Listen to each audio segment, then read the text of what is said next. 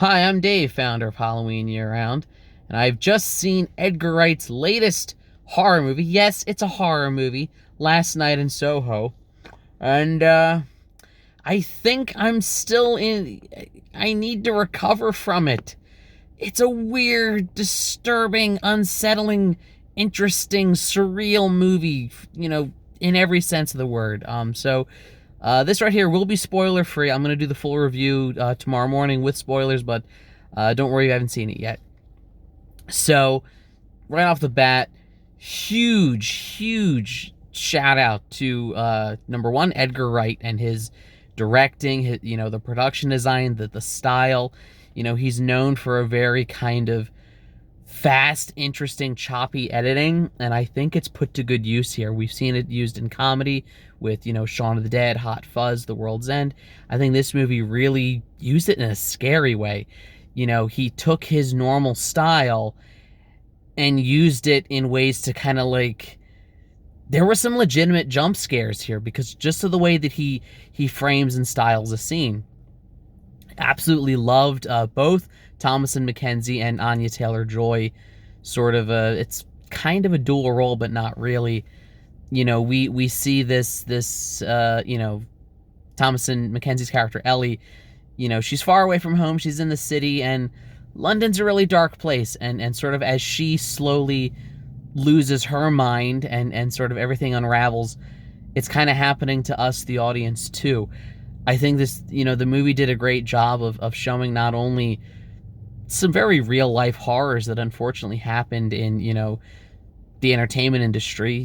This is a movie that is certainly made with the Me Too movement in mind. It's not really about that, but it's in the back of their minds. You can tell with, where the story was coming from. But I think it's really interesting that there's this huge nostalgia for the past, and this movie kind of shows that the past was always kind of messed up. Not that it was, in some ways, it was more messed up than it is today, and that, maybe we shouldn't glamorize things, and that when you're looking at that, you're looking at it through rose-tinted nostalgia glasses, and you're not seeing, some really screwed up things went down. As for there was a bit of a twist, which I'm still not sure how I feel about, but again, a very well shot, well acted movie that just it makes you feel like you're losing your mind at the same pace that Ellie is losing hers, and all with, really catchy 60s music, which I may have to start listening to now after having been inspired. You also have Matt Smith and Terrence Stamp, both really good at playing creeps. It's almost like they're scarier than some of the more supernatural elements here, which I don't want to get in. I don't want to spoil too much. I just want to say that there is a supernatural element. It's really freaky.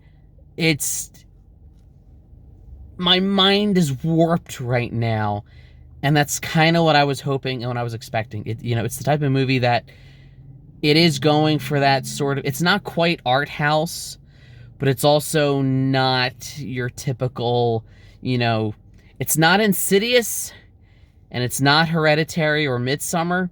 It's sort of the perfect blending marriage of the two. So that is all I will say. My full review with spoilers will be up tomorrow morning on HalloweenYearRound.com. Oh, that's the other thing. Because there is at least one scene in this movie where Ellie is at a Halloween party with her classmates, I, the founder of Halloween Year Round, can officially decree Last Night in Soho counts as a horror movie. So, you're welcome. Full review will be up tomorrow. As always, like, share, subscribe, all the YouTube stuff. Really helps out the channel. You can also follow us on social media. And we also have a Patreon. Really cool, hats, shirts, whatever you want with Halloween Year Round on it. Check that out. Also, on a totally unrelated note, I promise this is the last plug. If you are a fan of 80s horror movies, particularly slashers, not only is there a third part to the In Search of Darkness trilogy, In Search of Darkness Part 3 coming out. It's going to be a 4+ hour documentary taking an even deeper dive into 80s horror movies they haven't covered yet in the first two. They are running a promotion. You have until midnight on Halloween. If you want, you can become a backer. You can get your name in the credits. You can even help decide which questions they ask the celebrities. So there's a link in the description as to how you can do that. Follow that link. All the details will be there. There's different like membership tiers or levels that you can sign up for if you're interested in. So check that out. Stay scared. And remember, every day is Halloween.